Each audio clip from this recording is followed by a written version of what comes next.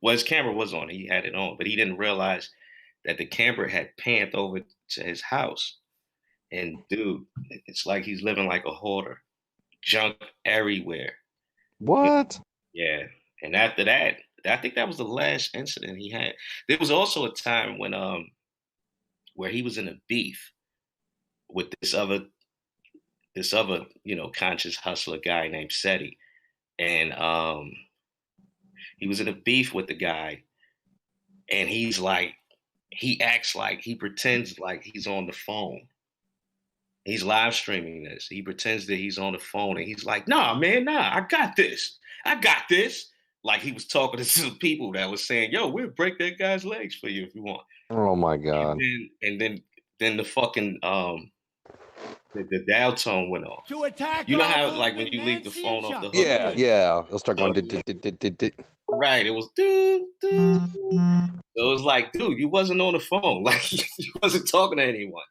So yeah, he's been exposed too many times, No, no, it doesn't bother me. I think what irritates me with the Tariq Nasheed doing what he did, it wasn't that whole thing. My thing's this: instead of looking in your own backyard and trying to figure out how to make your area better, as in the black community, you want to focus the blame on someone else, and that doesn't solve the problem. hmm It's like, you know, it's like look at some of these people who are on the down low. These guys going out there sleeping with men and women and spreading this stuff. It's like that needs to stop.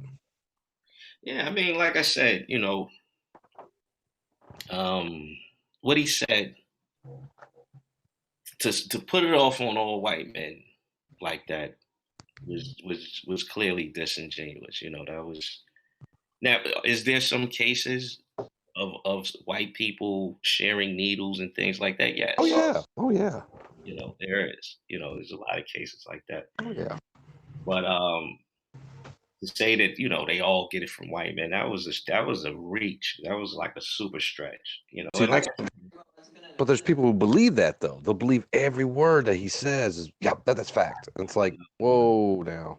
yeah, they don't see that. But that's the thing. That's why he does it, because there's so many people out there to manipulate, and that he can fleece for money. It's just wide open. You know.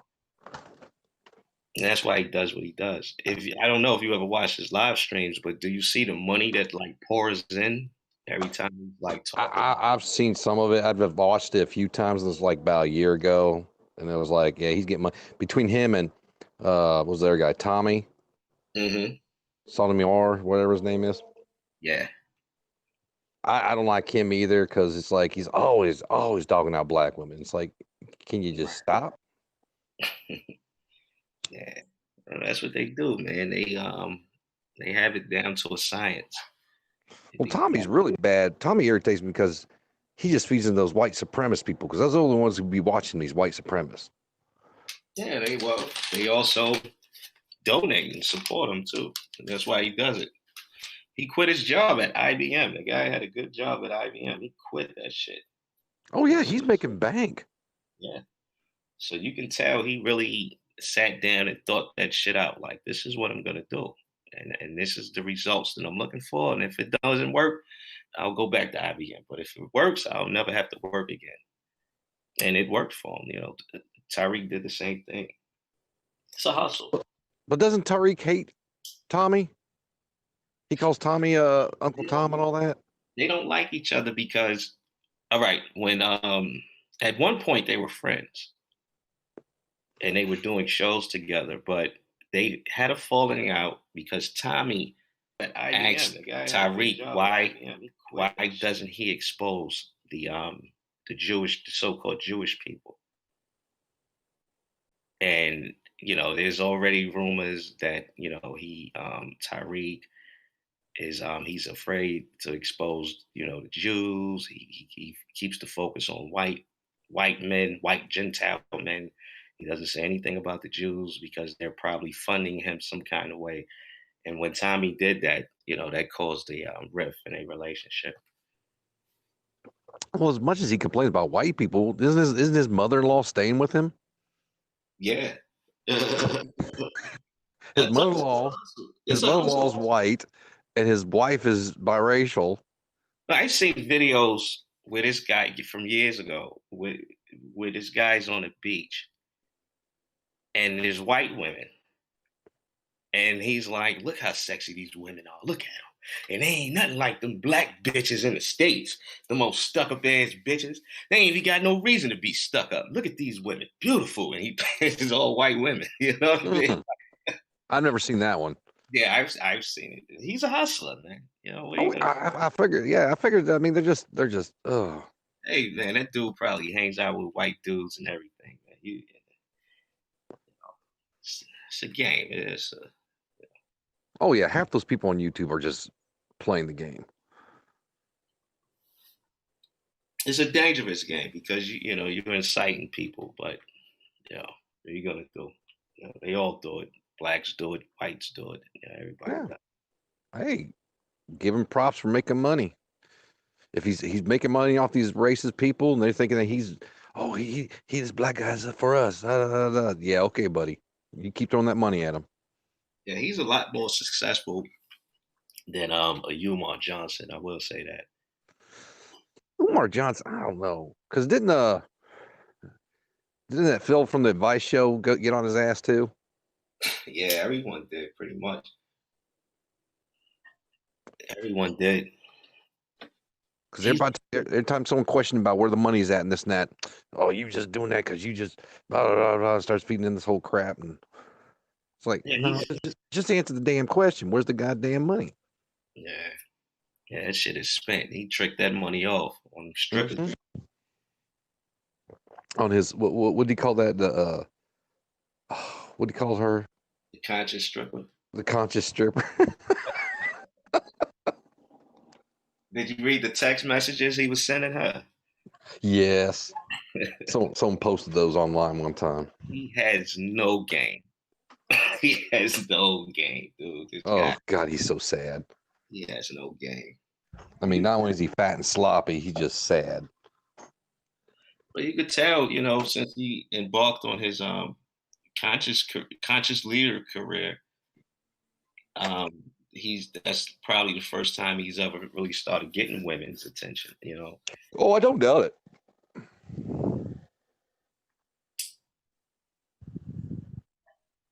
I'm like, and then he's a liar. He said, like he said, is he really related to Frederick Douglass? I mean, no, proven that yet? no. Frederick Douglass' family has come out and said that we don't know this guy. He's not related to us. He lied about that. Okay. And he also lied and said he was a psychologist. You know, he's like a fucking Yeah, I know he went to court. I saw the court hearing on that. yeah. They had to tell him to stop doing that. He's Yeah, actually they said stop saying this stuff. yeah.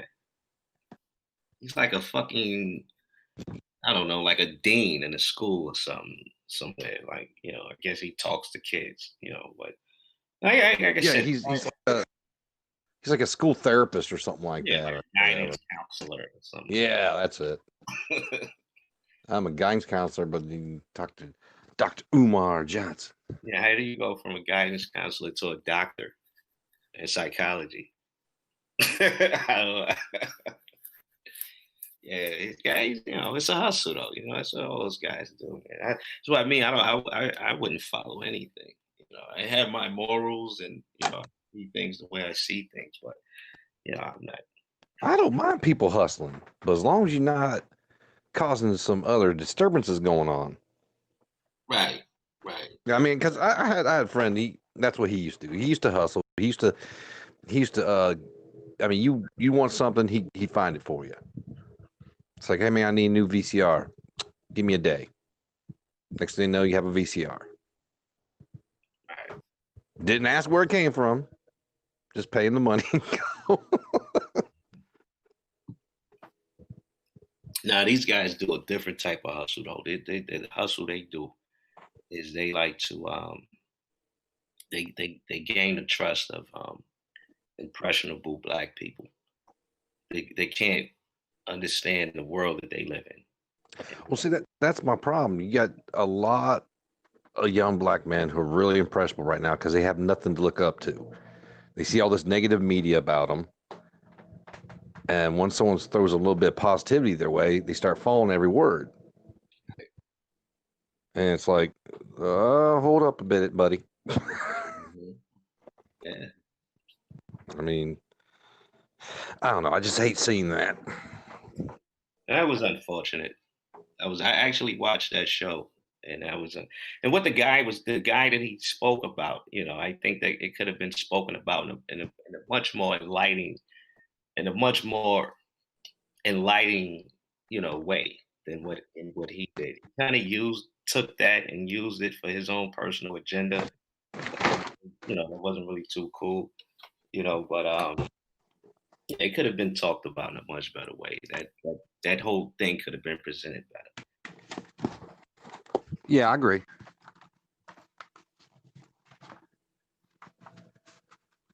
Oh, damn it, drop my damn stuff. He has a music career too, right? Yeah. Actually, he's not a bad singer. No, he's not. I actually like the song. It's time. I like the song. It's a throwback to the era that I grew up in. The New Jack Swing era. Yeah, more than 90s sound stuff. Yeah. Because when I heard it, I was like, okay, let me hear what this sounds like. And I was like, oh, well, damn. You might have a better chance singing. But you know how the music industry is. It's cutthroat. Well, one thing I do respect about the guy is he does everything independently. He does all his shit. He makes it happen on his own. Even with his little movies, the Hidden Color series, which I'd never seen any of them. But I've actually watched the first one. Yeah, I haven't seen any of them, but I know that what he does is he books movie theaters, and then he uses his social media to tell the people where they can see it at, and he books different movie theaters in all different cities. The man's making money hand over fist. He wrote a book. He has a couple of books. He's really on a different level with his thing. I wonder, how do you book a movie theater? I wonder how that. I don't know, dude. Like you would have to talk. I seen him chopping it up with Damon Dash. You ever heard of Damon Dash? David Dash? Damon Dash. Damon Dash. God, that name sounds familiar. Yeah, he was like the head of Rockefeller Records. He's the guy that brought Jay-Z out. Ah. Yeah. But anyway, I seen him chopping it up with Damon Dash, because Damon Dash made movies, but he went about it the the route that most people do.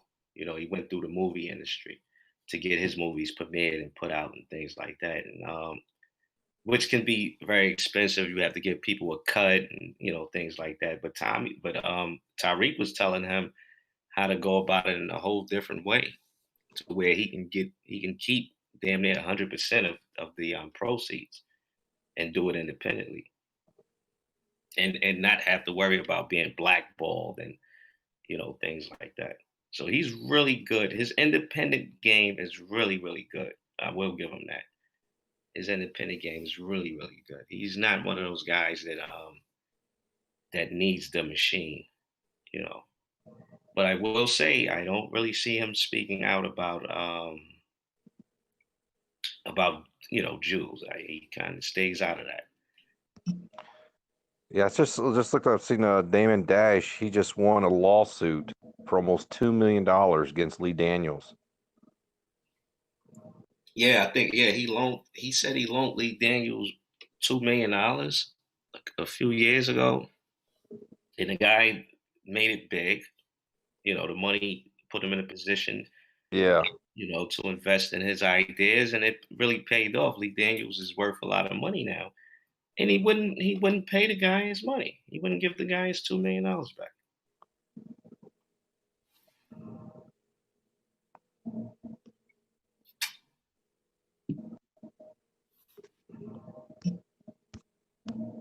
Yeah, but I agree with you. I think a lot of this just, hustling people on YouTube. I just hate seeing black people hustle other black people. Yeah, that was. I mean, like I said, dude. And if I was white and I seen a guy like him, that's influential, and he's saying the things that he's saying about me because he didn't say some white people. He said to all white people. Oh yeah. I would be upset too. Like that would bother me. I don't know. Me personally, knowing what he is, like I said, I agree with you. I know he's a hustler and everything, so I don't hold that as a personal thing. Like, okay, I know he's just talking crap, but at the same time, like I said, I just don't like when I see. That's why I don't like getting with like the Nation of Islam and stuff. I think a lot of them just try to hustle the poor black communities. Yeah, yeah. I mean, they'll come up with some good messages here and there and do a few good things. But in all, it's just Well, no good. yeah, you say some truth and some thought provoking things, and then you start adding your agenda. Yeah, Surely, and that's what a lot of groups do. They'll give you half truths or some little trinkets here and there to convince you. Next thing you know, they start throwing their little agenda in the middle of it. Next thing you know, you're like, oh, whoa, whoa, what the hell did I just get into? right. And it's unfortunate that the majority of the people today is just that gullible. You know, Like a motherfucker could walk up to you and say, "Brother, why is water wet?" And you like, yeah, if yeah, I guess it's wet. Brother, water is not wet. Your hand is wet when you put it in the water and take it out. You know what I'm saying? And some people they fall for shit. They like, oh man, that's deep. yeah, like No, I mean, I used to go to with my wife. We for a while was going to like these poetry readings and stuff, and uh, met a few people there. I even met Nipsey. So, but some of the poets there were like, deep poetry stuff, talking about how this one black guy up there, he's a heavy set guy, he's talking about how to treat a woman this and that, and treat a black woman this way, and all the women are like, yes, yes, yes, yes. Then after the damn thing, he got end up getting jumped because he started beating his girlfriend out in the parking lot mm, mm, because she touched his hat. wow. And he just went off on her for touching his hat. So it's like just some hypocrites. That's my thing. Yeah. It's they don't make them like they used to. I tell you that.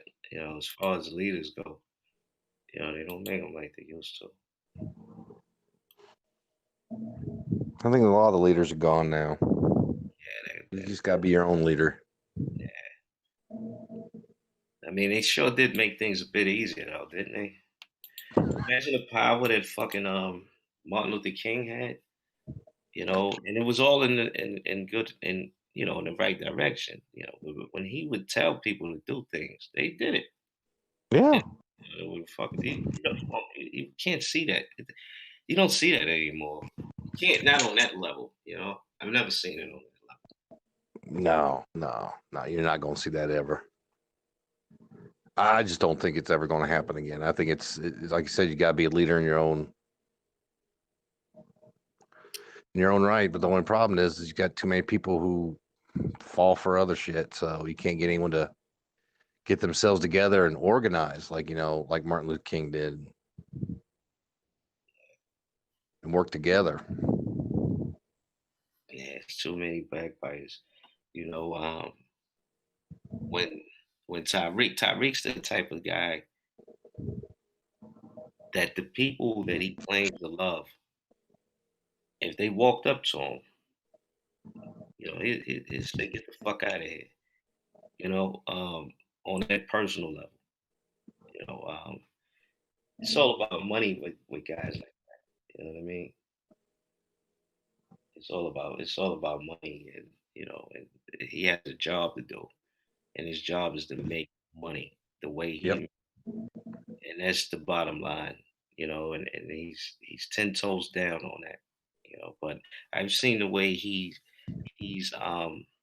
interacted with people, and he has no patience whatsoever, And the only people that these guys have patience with are people that give them money, and even them they shit on, but they'll give them a little bit, they'll give them a little shout out, But other than that, it's like he don't even acknowledge these fucking people, you know. I don't know.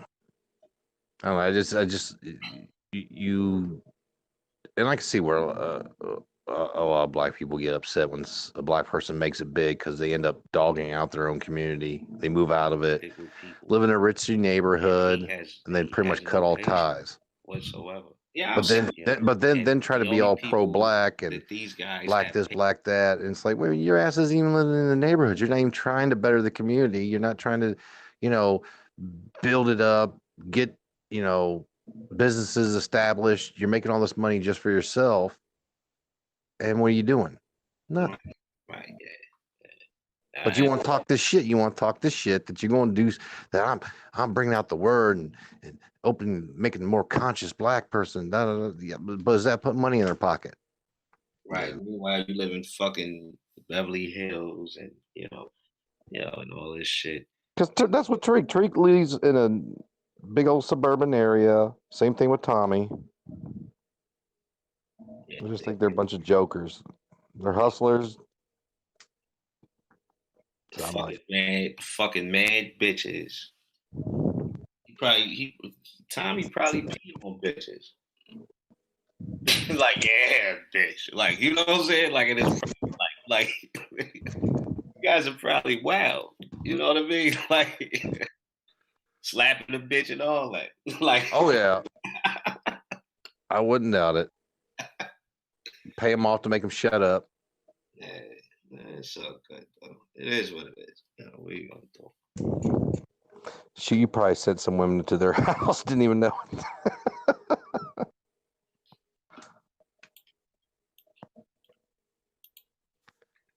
I don't know. I just don't get it.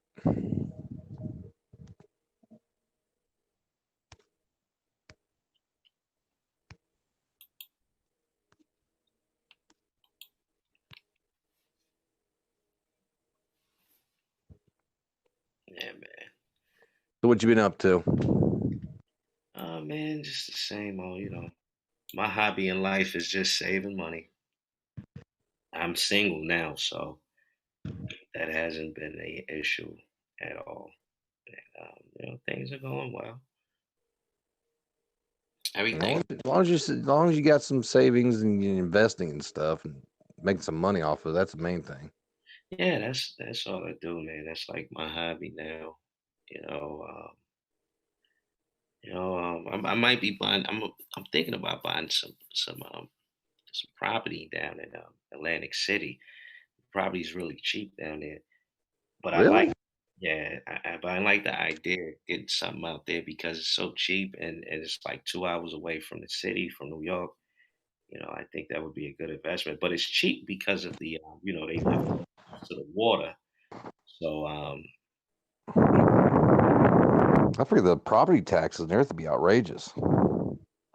yeah, man, they got houses down there for like 20,000. What? Yeah. Ah, I can't believe that now. That's Hmm. crazy. Well, still it's cheaper in Detroit. You can get pretty much houses up there for about $5 grand. Yeah, I'm gonna get up. I'm gonna get up on that Detroit thing too, man. I'm gonna fuck Detroit. You know, set up some passive income out there. You Yeah, know, I try to get my brother-in-law involved up there. Like, look, got all these people outside the community buying up. You and your family and stuff. They're making money. They're contractors and stuff. Probably one of the biggest 100% black-owned contractors. You figure they jump in on these buildings and buying and selling them. Nope, won't do it. Yeah, a few years from now, that those properties are going to be as soon as those places start to get gentrified, those properties are going to be worth millions. See, that's my whole thing. If they get in there before they start getting all gentrified and everything, build them up, start leasing them out, do whatever you want with them, and then when the big boom hits, sell them. And that's the whole thing. You don't have to necessarily wait to the gentrification in order to get paid. You can get paid immediately. Yeah, Most of the people that you're going to house are probably going to be on Section 8. And so the money's going to come to you automatically from the government anyway. You're not going to have to depend on them to give you the money. And you got to kind of do is just watch out for your property. Watch who you kind of rent to. You don't want to rent to shady people that's going to damage something. You kind of look at the families moving in, and the circumstances and the situations. But other than that, you're making passive income. You don't. Even before the boom comes in, you're making some money. because the money you can make off Section 8, I mean, you sit there and give them whatever rent there is, and Section 8 don't care because, it's like, bloop, government money. Tell me about it. They'd be throwing some money out there because my sister-in-law, she was in Section 8, and I know the rent was like well over $800 a month. That's how much they were charging the government for it. Can you imagine how much money these stores make that takes EBT? Oh God. You have these stores, right? They have a gimmick. They say they'll sell you the hot food for $1 fry charge, $1 cooking charge, and then you can buy hot food with the EBT. It's still money. It's money. It's money. It's money. It's money. And the people that gets that money, that benefits the most from that are, a lot of times it's foreigners, you know, East Indians, the Arabs, the different foreigners. They come and you know, and I notice a lot of in New York City, a lot of Jewish people they do it. Like the Hasidic communities, everyone is on some form of Section 8 in those communities, and everyone is getting welfare. Everyone's getting EBT in those communities. It's crazy the way they have that shit set up when you go into these Hasidic communities and here in New York. It's crazy the way they got that shit set up.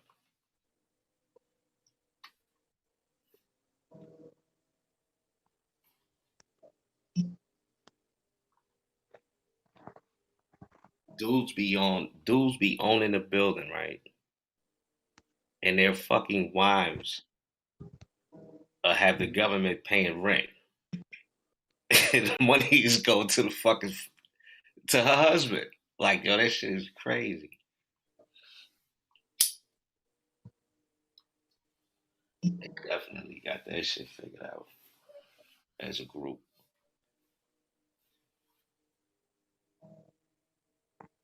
That's what it's like with a lot of these hotels. You got the Patels. Owns a lot of these, all family owned.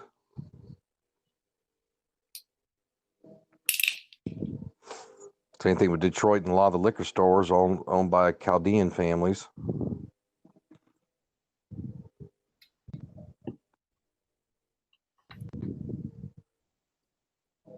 Damn.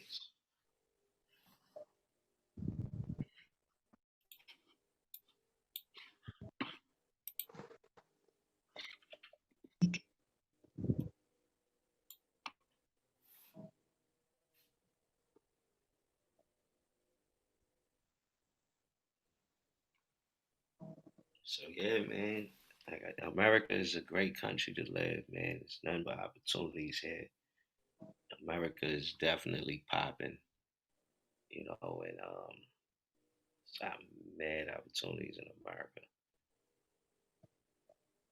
In certain places, if you live here and you want to get yourself together and you want to get on and you fucked your life up for 30 years and you're starting from ground zero.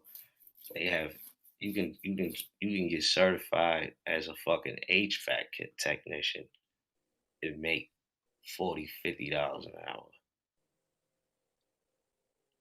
You can drive. It's so much you can do here in this country. It's just full of opportunity.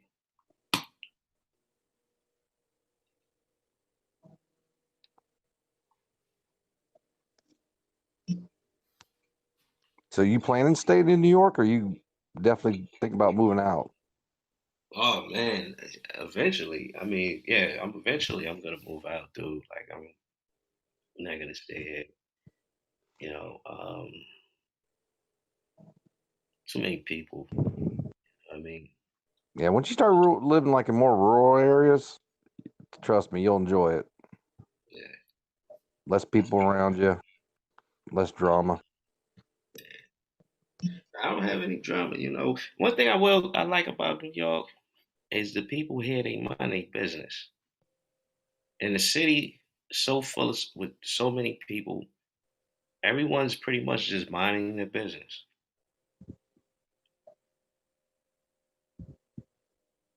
People aren't really nosy here.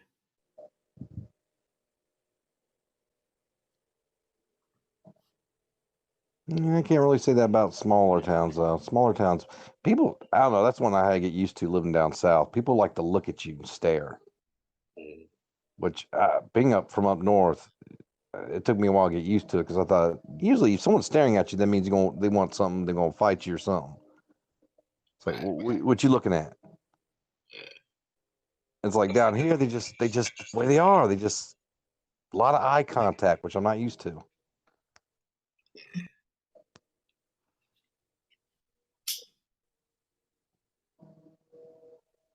I know a dude that moved here from Detroit, and he told me that he said, "Man, what I like about New York is the folks here mind their business." He said, "Where I'm from, people nosy as hell. They always in your business and shit. You could be, what I like about New York, it's a big city, man, but you could be, you know, uh, you could be in your own world. You know what I mean? You can get lost in the city. Kind of just do your own thing, you know.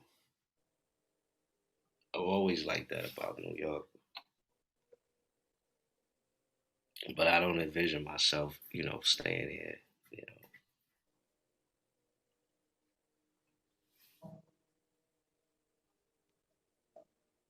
know, New York, the energy is crazy. When you come here, you automatically feel that energy. It's like it just this city doesn't sleep. You know what I mean? It's a city of getting things done, finishing things, getting things done, doing what you gotta do.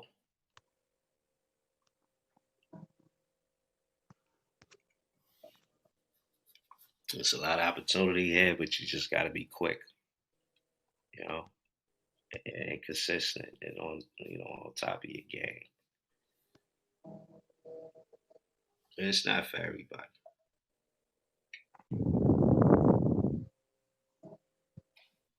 Yeah, I've seen a lot of people come from up north that come down here and they open up a business and they make big money. Hmm. Go somewhere where it's a little slower. She had someone. She came from Philly and set up her own little, Philly steak restaurant, making big bucks. Yeah, man, you could set up a little spot outside of some job area where they got a lot of people, like a factory or something. set up something out there, right close to the factory, because you folks don't want to have to travel too damn far because they only got so much time to eat on their break. And your ass right there, and you giving them good food. Shit, you can serve hamburgers all day. As long as the shit tastes good, they gonna keep buying the shit. You know what I mean? Yep. And your shit clean, and your shit is presentable. That's what it's all about. You got 1,000 want Tariq Nasheed want to be on YouTube, but their problem is they don't have the money to invest in themselves to make themselves look good. You gotta look good if you're trying to sell something. You can't sell a motherfucker to something if you looking like stir fry shit. You know what I mean? Shit gotta be clean and nice and upscale. Proper. People like shit like that.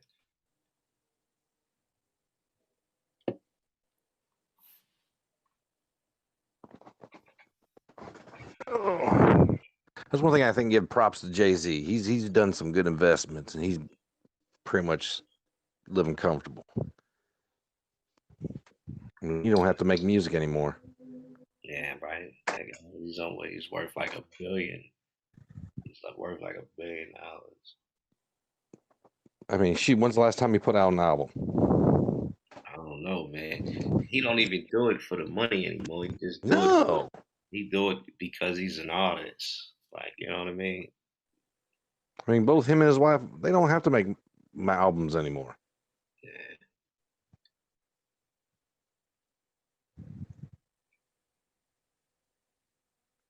But you don't see a lot of musicians living like that. I don't know. Too many spend the money, live fast, die young. Yeah, I was watching an interview with the kid Jason Weaver, and he played the voice. He sung. You ever seen the movie The Lion King? Yeah. You remember when young Simba is singing Mm-hmm. in the movie? Well, that was Jason Weaver, and they came to him and his mother, and I think they offered them. I want to say 2 million. I could be wrong, but it was somewhere around that ballpark. And just to do that, right? And they were ecstatic. And then the mother said, wait a minute. And she went back and then renegotiated the deal. And instead they ended up getting 100,000.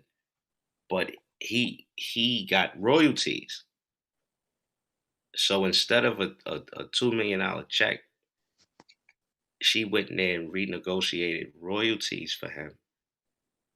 And now he's made well over $2 million over the years. Basically, making way more than that. I mean, shoot. Right.